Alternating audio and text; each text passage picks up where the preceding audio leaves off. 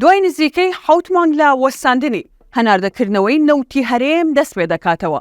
ئەمڕۆ پێنجشەممە 5 دەی 2023 وەزیری وزەی تورکیا وادەی دەستپێکردنەوە و هەناردەکردنەوەی نەوتی هەرێمی کوردستانی بۆ کەناڵەکانی ڕاگەاندن ئاشکرا کرد.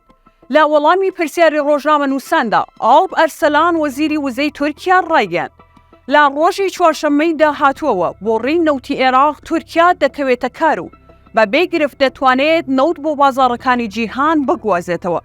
ئەماش دوای ئەوە دێت ڕۆژی دووشەممە 2 دەی 2023 وەزیری وزەی تورکیا لە میانی بەشداریکردنی لە کۆنفرانس و پێشانگای نەوتی ئەبوزەبی لە ئیمارات ڕایگەیاند هەموو ئامادەکاریەکان تەواو بوون و ئەم هەفتەیە دەست بە هەناردەکردنەوەی نەوتی کوردستان لە ڕێگەی بۆڕیەوە دەکرێتەوە. لە چەند ڕۆژی ڕابردوشدا حەیان عەبدولقەنی وەزیری نەوتی عێراق لە لێدوانێکیدا بە ئاژانسی هەواڵی عێراقی ڕاگەیاندبوو.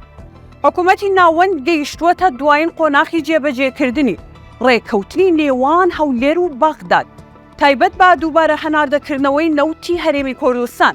باسی لەوەش کردبوو کە سۆمۆ لە پرۆسی واژۆکردنی گرێبەست لەگەڵ ئەو لایەنانەی نەوتی هەرێم دەکڕن. تەواو بوو لە ڕۆژانی داهاتوودا دەست بە هەناردەکردنەوەی نەوتی هەرێم دەکرێتەوە. لای خۆیانەوە کۆمەڵی پیشەسازی نەوتی کوردستان کە بە ئەپیکۆر ناسراوە لە ڕاگەنراوەکەیدا پێشوازی لە هەوڵەکان بۆ کردنەوەی بۆڕی نەوتی عێراق تورکیا بۆ هەناردەکردنەوەی نەوتی کوردستان دەکات و دەڵێت کردنەوەی ئەو بۆڕیا هەنگاوێکی گرنگە بۆ هەناردەکردنەوەی نەوتی بەرهەمهێنراو لە هەرێمی کوردستان بۆ بازاڕە جیهانیەکان. بەڵام لەگەڵەوەشدا داوا دەکەن شێوازی وەرگرتنی شایستەدارایەکان دیاری بکرێت. هەلەم بارەیەوە فواد حوسێن وەزیری دەرەوەی عێراق دەڵێت بەم نزیکانە کێشەی موچەی فەرمانبەرانی هەرێمی کوردستان چارەسەر دەبێت و ئەمە لە یاسای گشتی بودجێ عێراقدا چارەسەر کراوە. دەستپێکردنەوەی هەناردەی نەوتی هەرێمیش پرۆسەی چارەسەرکردنی موچەی فەرمانبەران خێراتر دەکات.